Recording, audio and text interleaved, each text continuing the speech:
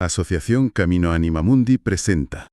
Y para arrancar este espacio de hoy, me gustaría que nos sumergiéramos de lleno en la materia. Bueno, sí, de hecho propongo que empecemos con un ejercicio de imaginación radical. Un experimento mental, digamos, basado en los textos que nos ocupan hoy del pensador Antonio Oliver. A ver, suena muy bien. Pues pensemos por un momento en esto. ¿Qué pasaría si, no sé, por algún capricho extraño de las leyes del universo, intentáramos recibir 90 primaveras de golpe? 90 primaveras simultáneas. Claro, o sea, no una tras otra a lo largo de las décadas como es lo normal, sino la luz, el polen, el estallido celular, todo el cambio de temperatura de 90 meses de abril, pero todo concentrado simultáneamente en un solo segundo. Madre mía, qué barbaridad. Mm.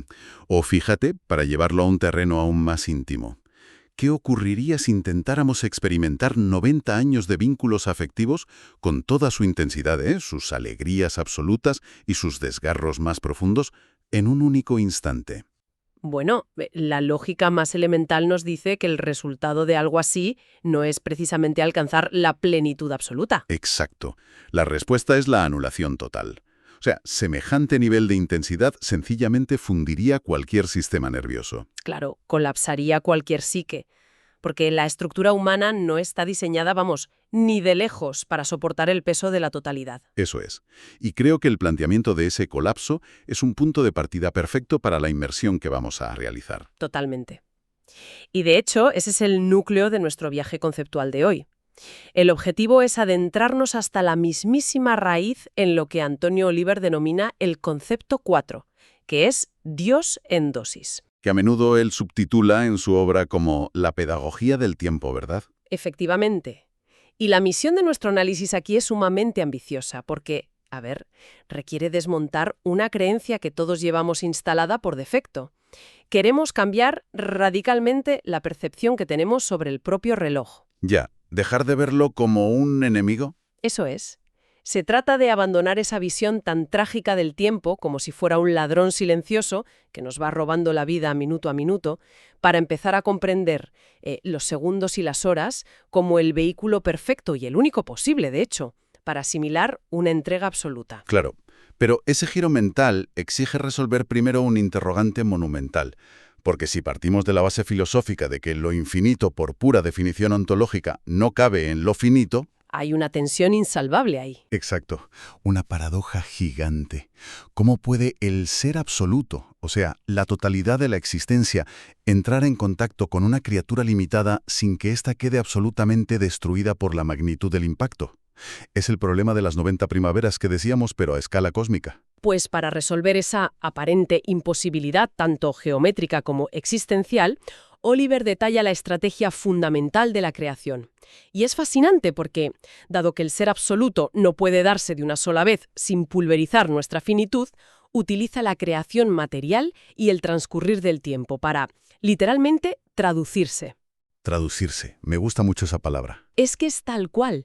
Lo inefable, aquello que carece de límites, de palabras o de medida, se convierte en un lenguaje articulado y lo hace a través de la materia y de la secuencia temporal. O sea, es una traducción a un idioma que la estructura humana sí puede asimilar. Exacto. Usando el término exacto de Oliver, es un formato que podemos digerir. Ya. Bajo esta óptica, fíjate que el universo físico y sus leyes temporales no son un accidente ni un escenario vacío donde simplemente pasan cosas.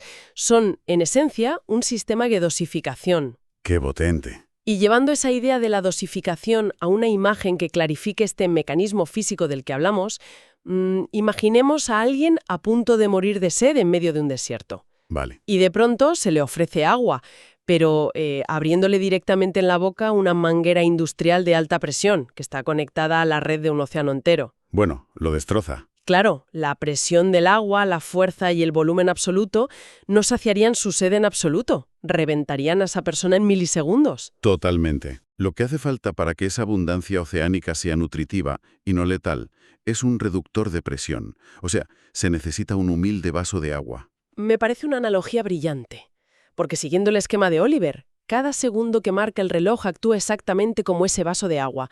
Es una cantidad manejable, una, digamos, dosis de divinidad que está finamente ajustada con una precisión milimétrica.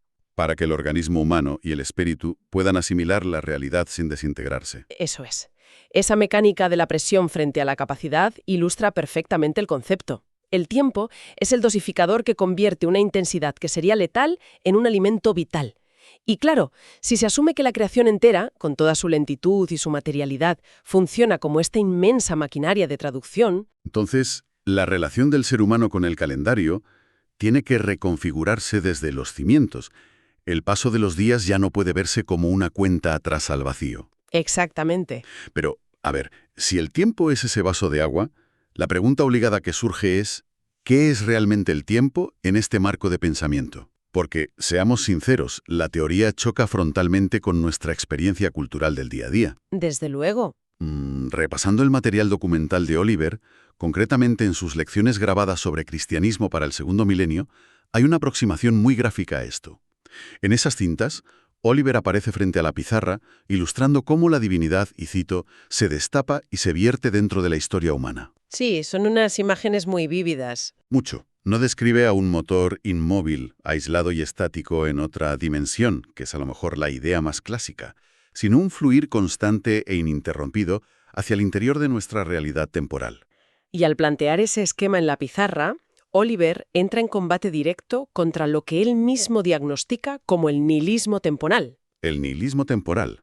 A ver, profundicemos ahí. Pues el nihilismo temporal es esa visión oscura, que además es absolutamente imperante en la modernidad, de que el tiempo es una especie de carcoma, una plaga invisible, un proceso entrópico que va royendo la madera de la existencia. Ya, consumiendo la vitalidad hasta dejarlo todo reducido a la nada de la muerte. Exacto. Frente a esa percepción del tiempo como un desgaste implacable, Oliver da un giro absoluto y define la temporalidad como el carril de la autodonación de Dios. ¡Wow! El carril de la autodonación. Sí, bajo esta nueva luz, el tiempo no es una fuga por donde se escapa la vida. Es más bien la cinta transportadora por donde ingresa continuamente el ser. O sea, es una ganancia ininterrumpida. Vale, pero aquí tenemos que detenernos un momento, porque esa formulación plantea un problema enorme al contrastarla con la simple biología. A ver, dime. O sea, suena muy armónico y muy poético sostener que el tiempo es el carril de una donación. Pero claro, al observar la realidad clínica de un cuerpo envejeciendo, la pérdida de memoria, el fallo de las articulaciones, o ver cómo fallecen los contemporáneos, la experiencia sensible nos grita que el tiempo es innegablemente una resta violenta. Sí, una pérdida evidente. Entonces, ¿cómo justifica Oliver, frente a la evidencia del deterioro físico y la decrepitud, que el paso de las décadas es en realidad un alimento y una ganancia de ser? Pues es una duda muy legítima, pero fíjate que esa es precisamente la paradoja que dota de tanta robustez a su planteamiento, porque Oliver no ignora el dolor físico en absoluto, sino que reinterpreta su significado ontológico. Vale. Él sostiene que la realidad absoluta se entrega como el sustento diario, poco a poco. Entonces, cuando la estructura biológica parece desgastarse, lo que ocurre en el plano existencial es que se ha asimilado una mayor cantidad de esa realidad. O sea que el desgaste es como un síntoma de haber comido mucho de esa realidad. Exacto. El deterioro físico es equiparable a la cáscara de una semilla, una cáscara que debe romperse inevitablemente por la enorme presión del crecimiento interior. El desgaste es real en la superficie, por supuesto, pero el núcleo del proceso es que con cada año cumplido se han acumulado más dosis del ser. Se ha integrado más de esa traducción divina, ¿no? Eso es, el envejecimiento es, en este esquema tan radical, el rastro visible de una inmensa acumulación interior. Es un proceso de maduración o de, digamos, engorde espiritual mediado por la digestión del tiempo. Madre mía. Es que entender el deterioro como el efecto secundario de estar, entre comillas, ingiriendo el infinito, nos obliga a encajar esta noción de la dosis en la arquitectura teológica general del autor, porque este concepto no flota en el vacío. Que va para nada. Funciona casi como la bisagra de todo su sistema de pensamiento, desencadenando implicaciones muy serias, ¿verdad? Totalmente entrelazado. La idea de la dosis se fundamenta y se expande a través de 3 pilares teológicos que son esenciales en su obra. Vamos con el primero entonces. El primero de ellos es el concepto de la kenosis. Es un término que alude al abajamiento o al vaciamiento voluntario de lo divino. Entregar la totalidad en pequeñas porciones, tanto temporales como materiales, representa el acto supremo de humildad ontológica. El absoluto haciéndose pequeño. Claro, es el absoluto aceptando someterse a la estrechez, a las reglas de la gravedad, a la fricción y a la exasperante lentitud de lo finito. Y todo esto con el único fin de hacer posible el encuentro con nosotros. Fíjate que para visualizar ese abajamiento de la kenosis, podríamos pensar en la geometría espacial. A ver, explícame eso. Es como intentar proyectar un objeto tridimensional inmenso, no sé, una esfera gigante, sobre una hoja de papel de 2 dimensiones. Para que el objeto en 3D pueda existir o ser percibido en ese plano inferior, tiene que renunciar a su profundidad. Claro, tiene que aplanarse. Exacto, tiene que someterse a las reglas de la planicie, restringiendo su propia realidad masiva solo para hacerse visible. Es, en el fondo, un acto de compresión brutal. Esa imagen de la compresión dimensional capta maravillosamente bien la renuncia que implica la kenosis. Y a partir de ahí surge de forma natural el segundo pilar estructural, que es la univocidad del ser. Que esto desemboca en una inmanencia total, entiendo. Efectivamente, si la materia y el tiempo son los vehículos absolutamente necesarios de esta traducción y absolutamente todo lo que existe es una dosificación de ese ser único, entonces se derrumba por completo el muro artificial entre lo sagrado y lo profano. Claro, porque todo está impregnado. Oliver lo afirma de forma rotunda. Dice, la creación es Dios dándose.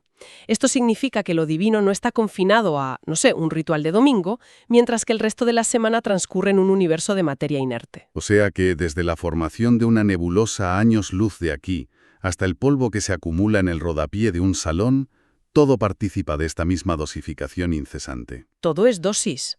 Y claro, si la materia es el vehículo constante de la dosis divina, la pregunta inevitable es, ¿qué ocurre con todo ese tiempo y esa materia una vez que pasan por la experiencia humana?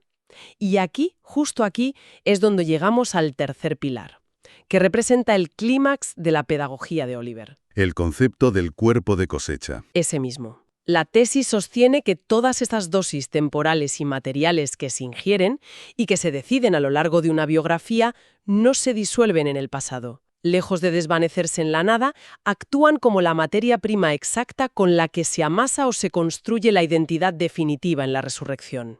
¡Wow! Esto sí que es romper esquemas. O sea, el cuerpo de cosecha altera por completo la concepción tradicional que tenemos de la escatología, de lo que hay después de la muerte. Por completo. Enseña que la identidad eterna no es una forma incorpórea impuesta desde fuera por arte de magia, sino la acumulación estricta de todas las porciones de tiempo, relaciones y experiencias que se han sido capaces de metabolizar durante la vida. Es la suma de las dosis asimiladas en la limitación. Exacto. Y es que esto invierte el orden de cómo solemos entender el más allá.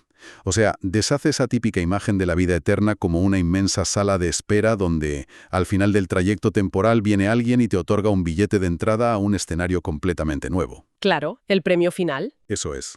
Si el cuerpo de cosecha es real, la eternidad se está construyendo biográficamente, célula a célula, segundo a segundo, ahora mismo. Cada instante de tiempo habitado y digerido es un bloque de construcción de esa forma definitiva. Esa es la radicalidad de la propuesta de Oliver. No hay un salto cualitativo a otro universo desconectado. Lo que hay es una culminación. Lo que se recoge al final es estrictamente lo que se ha logrado cosechar y asimilar aquí, en el barro del espacio y del tiempo. Es fascinante.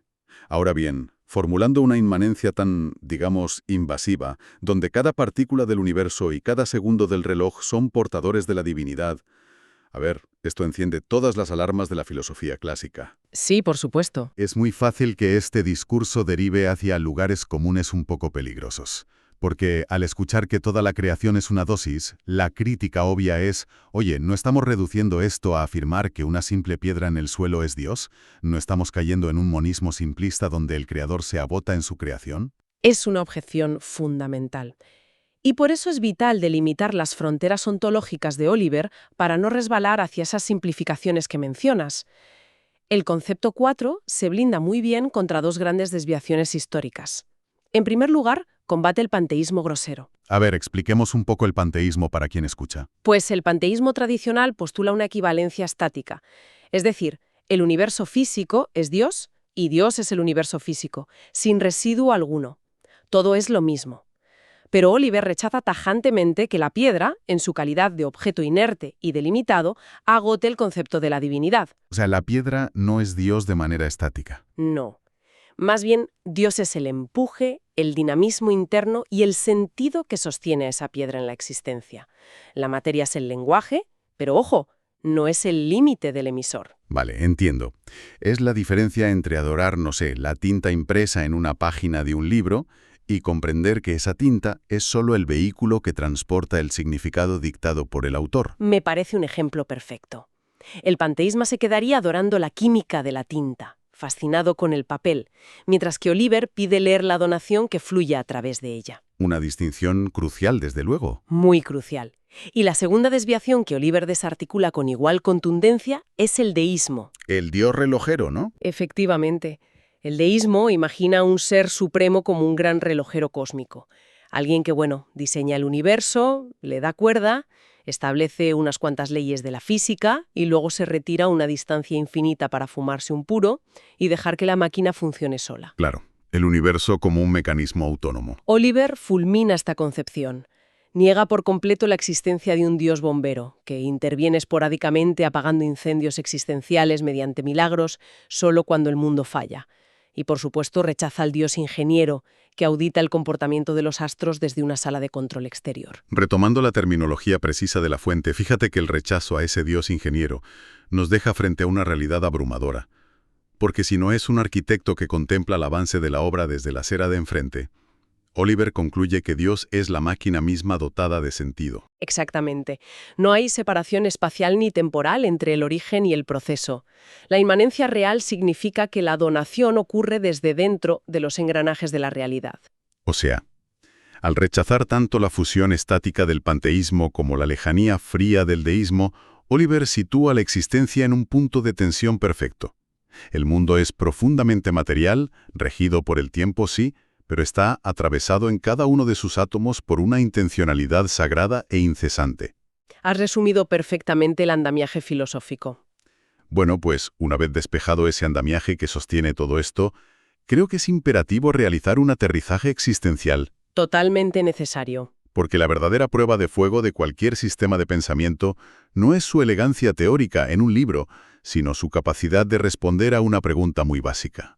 ¿Cómo opera esto un martes cualquiera a las 4 de la tarde? En la vida real. Claro. Pensemos que la modernidad está atravesada por una epidemia estructural de ansiedad. Existe una compulsión, yo diría que desesperada, por querer tener todas las incógnitas vitales resueltas de inmediato. Se sufre muchísimo por alcanzar el estado de producto terminado, ya sea en el ámbito profesional, en la estabilidad emocional o en la propia construcción de la identidad. Todo se evalúa en función de esa meta final. Y es precisamente ahí, en el núcleo de esa ansiedad contemporánea, donde el concepto de la dosis revela su inmenso valor curativo. Porque la angustia moderna surge en gran parte de una rebelión constante contra la finitud. Se exige la simultaneidad de lo infinito. Queremos el resultado total en el instante presente. Lo queremos todo y lo queremos ya. Exacto. Pero la pedagogía de Oliver interviene recordando que la condición humana es, ineludiblemente, un proceso. No somos productos terminados. El hecho de que la realidad se administre en dosis impone un ritmo que sencillamente no se puede hackear. No hay atajos. Ninguno. Nos obliga a reconciliarnos con el compás de lo finito. Intentar forzar la maquinaria, querer tragarse el océano de golpe, solo genera sufrimiento.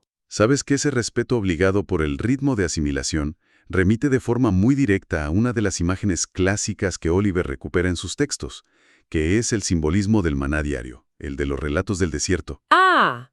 El maná es probablemente la metáfora definitiva de la dosificación.